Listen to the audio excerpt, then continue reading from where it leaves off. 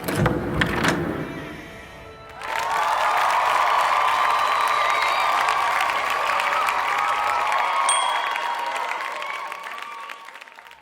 दोस्तों coulomb law की problems में आगे देखते हैं हम कि सेंट्रीपिटल फोर्स की एक प्रॉब्लम होती है कूलम्ब लॉ में, वो भी देख लेते हैं वो कैसे होती है।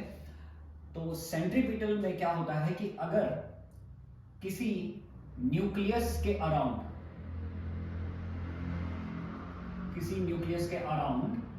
कोई इलेक्ट्रॉन ये आर रेडियस का ऑर्बिट है इलेक्ट्रॉन का, और ये इलेक्ट्रॉन v वेलोसिटी से रिवॉल्व कर रहा है और इसका मास है m। तो क्लास 11th में आप लोगों ने पढ़ा होगा सेंट्रीपिटल फोर्स। तो सेंट्रीपिटल फोर्स का जो फॉर्मूला होता है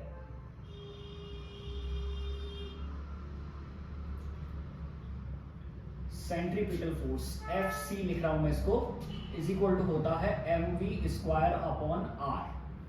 तो अब सर्कुलर मोशन करने के लिए इस इलेक्ट्रॉन को ये सेंट्रीपिटल फोर्स मिलेगा कहां से? तो सपोज इसका एटॉमिक नंबर Z है न्यूक्लियस का, तो ये इसको मिलेगा electrostatic force between electron and nucleus की वजह से ये मिलता है। तो यहां पे हम इलेक्ट्रोस्टैटिक फोर्स निकाल लेते हैं, electrostatic force on electron due to nucleus, तो वो हो जाएगा Fe is equal to K ZE।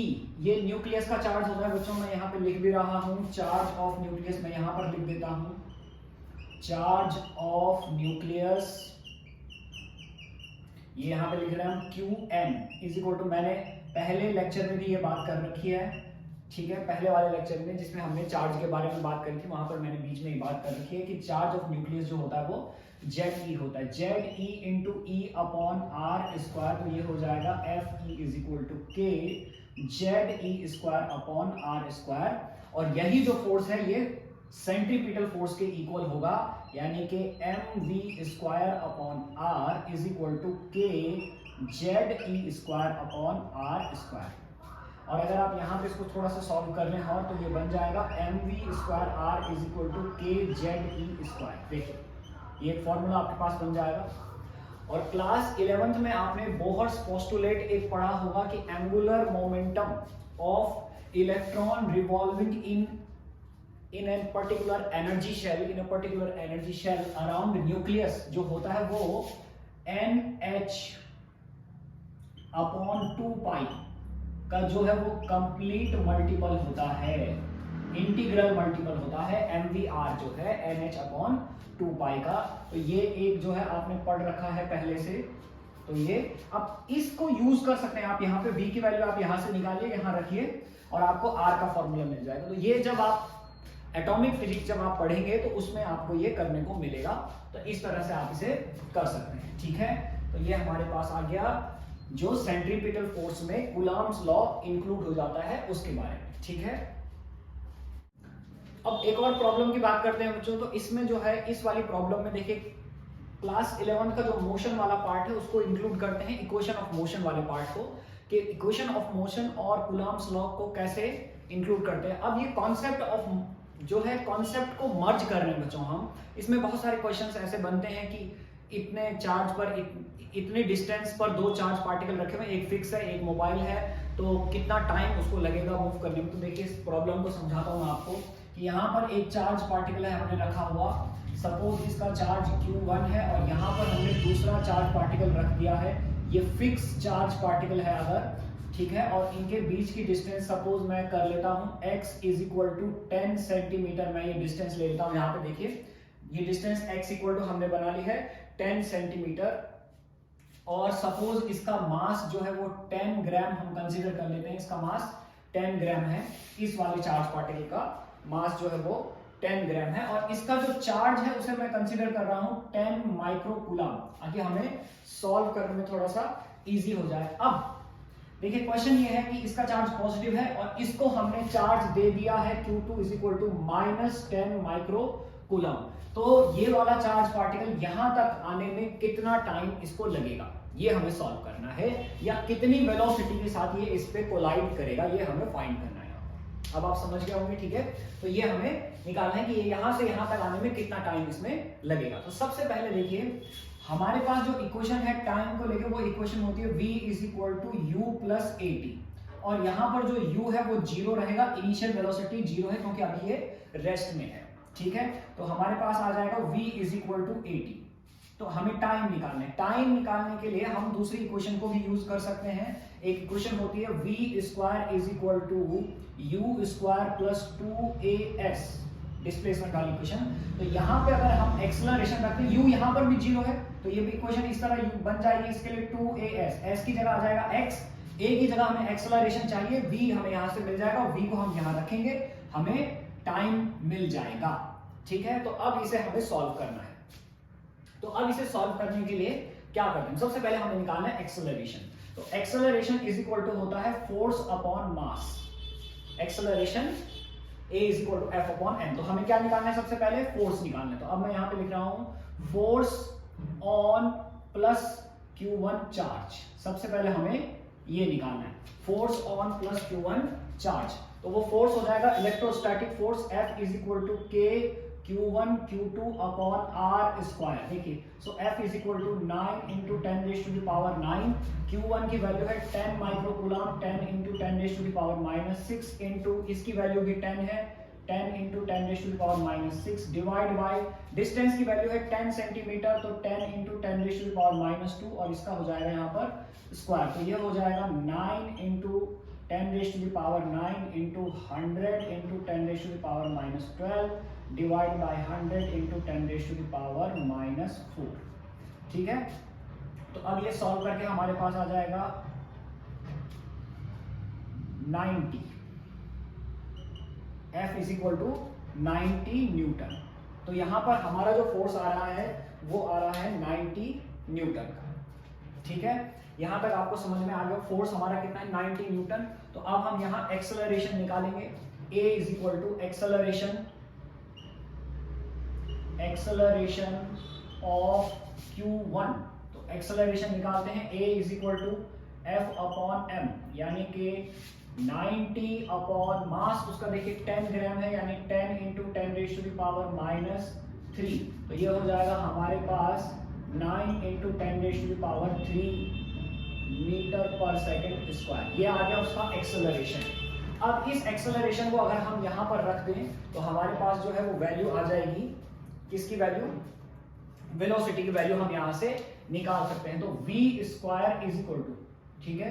तो यहाँ पे रख लेते हैं हम, या फिर हम इसको इससे भी निकाल सकते हैं, s is equal to U T plus half A T square से, ठीक है, ठीक है। From equation second of motion, equation second of motion, उससे भी हम इसको कर सकते हैं, s is equal to U T plus half A T square से। देखिए तो यहाँ पर s की जगह आ जाएगा हमारे पास 10 सेंटीमीटर, यानी 10 into 10 raise to the power minus 2। u की वैल्यू 0 है, इसलिए उसकी जगह कुछ भी नहीं आएगा, टाइम ये तो ये वाला पूरा टर्म 0 हो गया। 1/2 इंटू एक्सेलरेशन की वैल्यू है 9 into 10 raise to the power 3, और t की जगह आ जाएगा t स्क्वायर। तो इसको हम सॉल्व कर लें अगर, तो 20 upon 9 into 10 raise to the power 3 into 10 raise to power minus 2 is equal to T square. और अब इसको अगर और आगे सॉल्व कर लें तो ये हो जाएगा 2/9 into 10 raise to the power minus 5 is equal to T square, and T is equal to आ जाएगा मेरे पास √2/9 into 10 raise to the power minus 5, ठीक है।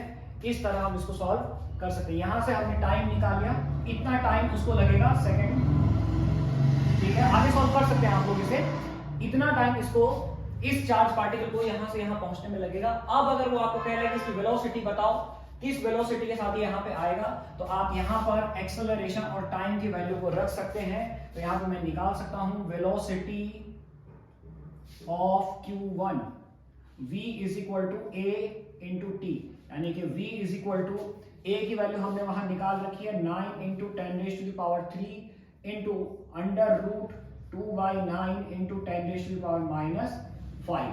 तो आप इसको इस तरह आप वेलोसिटी यहां से निकाल सकते हैं। ठीक है, तो ये एक तरीका है इस सवाल को करने का जिसमें कूलॉम्स लॉ का रोल यहां पर है सिर्फ फोर्स को लेकर। ठीक है, बाकी सारा रोल इसमें मोशन का था। तो ये इस तरह से भी सवाल बनते हैं, तो आपको इस तरह से भी सवालों को देखना होगा। ठीक है, ये आपको समझ में आ गया होगा। एक और प्रॉब्लम की बात करते हैं बच्चों, जिसमें कोफिशिएंट ऑफ फ्रिक्शन की बात होती है। उसमें भी कूलॉम्स लॉ को इंक्लूड कर सकते हैं हम। अब देखिए, इंक्लूड किसी में भी कर सकते हैं आप, ऐसा कुछ नहीं है कि देखिए ये हमारे पास एक सरफेस के ऊपर दो ब्लॉक्स रखे हुए हैं। एक का चार्ज है Q1 और यहाँ पर एक फिक्स्ड ब्लॉक रखा हुआ है जिसका चार्ज है Q2। सपोज इसका मास है m, इसका जो वेट है वो नीचे की तरफ काम कर रहा होगा mg, और यहाँ पे जो फ्रिक्शन फोर्स है वो पीछे की तरफ काम कर रहा होगा। और सपोज यहाँ पे कोफिशिएंट ऑफ फ्रिक्शन जो है, कोफिशिएंट ऑफ फ्रिक्शन उसे मैं कंसीडर कर लेता हूं कि वो म्यू है। ठीक है, तो इस तरह के क्वेश्चन में क्या आपको करना होगा, देखिए सबसे पहले यहां से यहां तक डिस्टेंस कंसीडर कर लेते हैं हम कि वो डिस्टेंस है x या r, जो भी आप लेना चाहें x। ठीक है, तो आप देखिए कि फोर्स या electrostatic force on Q1 charge वो होगा F is equal to K Q1 Q2 upon x square, क्योंकि उनके बीच की डिस्टेंस इस टाइम x है इसलिए यहां पे आ जाएगा x स्क्वायर। मैं इसको लिख रहा हूं, ये फिक्स है यहां पर। ठीक है, ये क्या है यहां पर फिक्स है। ठीक है, अब देखिए friction force, friction force on Q1 charge, उस ब्लॉक पर फ्रिक्शन फोर्स लगेगा F is equal to mu mg। ये आपने क्लास 11 में पढ़ा होगा। ठीक है, ये जो फ्रिक्शन फोर्स होता है वो म्यू mg होता है, या म्यू नॉर्मल रिएक्शन फोर्स आता है यहाँ पे, नॉर्मल रिएक्शन फोर्स mg के इक्वल होगा, इसलिए म्यू mg वो आएगा। ठीक है, अब आ जाइए साहब इन इक्विलिब्रियम या स्टैटिक इक्विलिब्रियम जिसको हम बोलते थे। स्टैटिक फ्रिक्शन और काइनेटिक फ्रिक्शन दो होते थे, तो जब स्टैटिक इक्विलिब्रियम में वो रहेगा, ठीक है, उस समय की बात हम कर रहे हैं। इन इक्विलिब्रियम, तो इक्विलिब्रियम के केस में जो हमारा ये फोर्स है इलेक्ट्रोस्टैटिक फोर्स, वो फ्रिक्शन फोर्स के इक्वल होगा, इसलिए वो मूवमेंट नहीं करेगा। ये लिमिटिंग फ्रिक्शन वैल्यू इसकी हो सकती है। ठीक है, लिमिटिंग फ्रिक्शन वैल्यू या लिमिटिंग फ्रिक्शन इक्विलिब्रियम के केस में हम उसकी बात कर सकते हैं। तो ये हो जाएगा हमारे पास K Q1 Q2 upon x square is equal to mu mg। ये इतना हमारे पास यहाँ पे आ जाएगा। तो ये हमारा आंसर आ गया। अब यहां से आप म्यू को सॉल्व कर सकते हैं, म्यू निकाल सकते हैं। अगर वो आपको इसका मास दे देता है तो आप इसकी हेल्प से म्यू फाइंड कर सकते हैं, कोफिशिएंट ऑफ फ्रिक्शन। तो ये कुछ और प्रॉब्लम्स थी। ठीक है, तो पिछले लेक्चर में मैंने डिस्कस करी थी, वो भी थी, और कुछ ये भी हैं। इस तरह से इनको इंक्लूड किया जा सकता है कूलॉम्स लॉ को यहाँ पर। तो यही आपको समझना है कि फोर्स का क्या रोल होता है। बस फोर्स चार्ज की वजह से इंक्लूड हो जाएगा, मतलब अगर चार्ज पार्टिकल है तो उनमें फोर्स को आप इंक्लूड कर देंगे। वो भी कौन सा फोर्स, इलेक्ट्रोस्टैटिक फोर्स। ठीक है, एक और प्रॉब्लम देखिए बच्चों कि अगर हमारे पास एक प्रोटॉन और एक इलेक्ट्रॉन हमने रखे हुए हैं, एक प्रोटॉन और एक इलेक्ट्रॉन, और इनके बीच की डिस्टेंस है x या r, हम डिस्टेंस ले सकते हैं, जो भी डिस्टेंस आप लेना चाहें ले सकते हैं। तो इनका एक्सेलरेशन कितना होगा म्यूचुअल अट्रैक्शन की वजह से। ठीक है, तो यहाँ पे हम निकाल लेते हैं, बड़ा सिंपल है। पहले हम फोर्स निकाल लेते हैं, force between proton and electron, वो कितना फोर्स लगेगा, F is equal to K, proton का चार्ज जो भी होगा, ठीक है, QP into QE upon x square, इतना फोर्स इनके बीच में लग रहा है। अब हमें निकालना है acceleration. So acceleration of proton हम निकालते हैं पहले, एक्सेलरेशन ऑफ प्रोटॉन। तो प्रोटॉन का एक्सेलरेशन हो जाएगा, इसको मैं लिख रहा हूं इस तरह से, AP is equal to F upon MP, proton का जो मास होता है। तो फोर्स हम यहां से निकाल लेंगे, K QP into QE upon x square upon जो मास ऑफ प्रोटॉन होता है, पता ही आपको कितना होता है, 1.67 इंटू 10⁻⁻27 kg। तो इस तरह आपको क्या मिल जाएगा, एक्सेलरेशन ऑफ प्रोटॉन मिल जाएगा। और यहीं पर अगर आपको निकालना है एक्सेलरेशन ऑफ इलेक्ट्रॉन, तो वो हो जाएगा ए ई, इसको मैं लिख रहा हूं यहां पर एफ अपॉन एम ई। देखिए तो ये हो जाएगा के Q P into Q E upon x square divide by mass of electron, वो होता है 9.1 इंटू 10⁻⁻31 kg। तो इस तरह, तो अब आपको वो रेशो भी पूछ सकता है क्वेश्चन में कि प्रोटॉन और इलेक्ट्रॉन के एक्सेलरेशन का रेशो बताओ, तो कुछ नहीं, आपको डिवाइड कर देना है दोनों को, ठीक है, वो उनके मास के रेशो से आ जाएगा। समझ रहे हैं आप बात को? तो इस तरह से आप इन्हें सॉल्व कर सकते हैं। तो ये प्रॉब्लम्स कूलम्ब्स लॉ में इस तरह होती हैं, और भी प्रॉब्लम्स बनाई जा सकती हैं, क्योंकि कॉन्सेप्ट को आप देखिए कहां से कहां जोड़ रहे हैं, तो कॉन्सेप्ट को जोड़कर और भी प्रॉब्लम्स हम बना सकते हैं, ठीक है, इस तरह से। यहां तक आपको समझ में आ गया होगा, ठीक है।